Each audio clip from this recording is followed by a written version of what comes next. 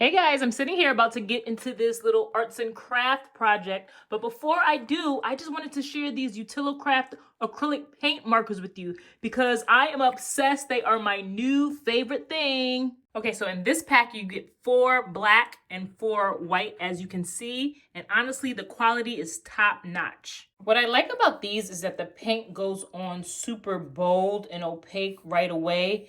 So you don't have to keep worrying about going over the same line, over and over and over again. These are actually the 2 to 3 millimeter tip, so it is really precise. Great for labeling, detailing, and any type of DIY project. I also wanted to mention before you start, make sure you have something to cover your work area.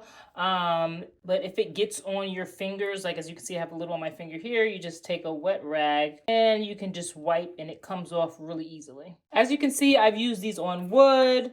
You could just use it on paper. I've used it on plastic, glass, and it writes smoothly on all of them. Plus the paint dries really quickly.